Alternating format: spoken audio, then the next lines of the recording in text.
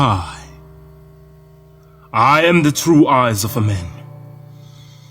I am no transparent thing, I play no games nor flings, I tell it like it is. I am that entity that you try to provoke every time you get an opportunity.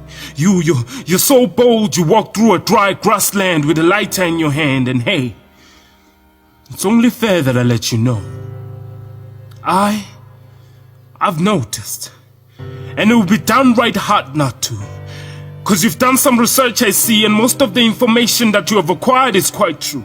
Yes, it's quite simple to capture my attention, and you've abused this very knowledge of affection. You've built this conglomerate of a fire-loose attraction, and you have called it fashion.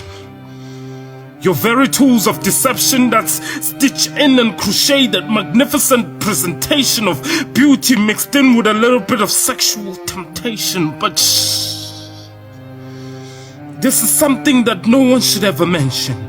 You see, it's a classical tale of one man's food is another man's poison, but in this case, one lady's fashion is another man's temptation. You see, whilst you're looking exquisite and in control, another man is praying not to lose control. I lost balance between beauty and presentation, and in my dizzy state I started looking for answers, and I just had to ask this question. Are you beautiful? Or is that the impression?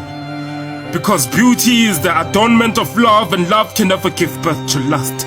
But I've seen a twist.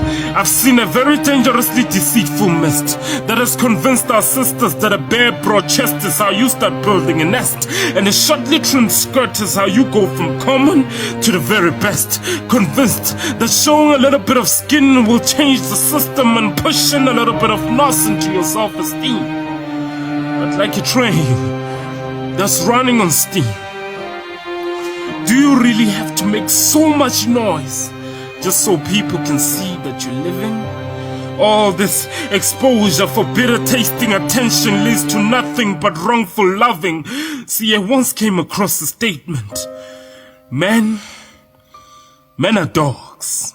And I later on encountered a contradiction which led to this other question.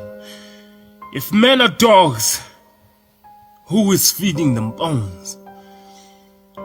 Because you have to at least agree with me in this one point. You can't judge a drug addict when you're his dope dealer. So you can't blame that guy for staring at your chest half of the time that he's talking to you. He might be confused, but flashes eyes and confuses desires to the point where he loves with his mind and his body takes charge of what his heart should command. So let's decide. Because finding true love is going to be more than a fashion statement, but it's going to change your life. Like the birth of a benevolent Christ, born to give up, not receive, and pay the ultimate price. Because when God proposed to you, Christ became the sacrifice. So make yourself beautiful like the holy women of the past.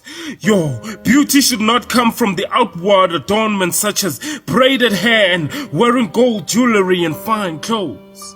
Instead, it should be that of inner self, the unfading beauty of a gentle and quiet spirit, which is great worth in God's sight.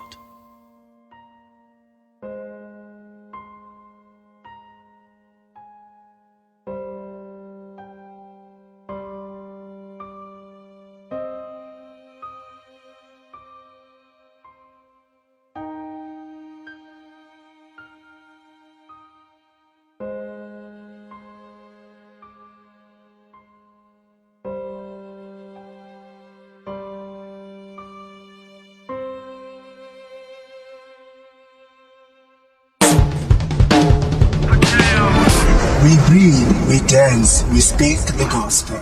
We kings, we priests.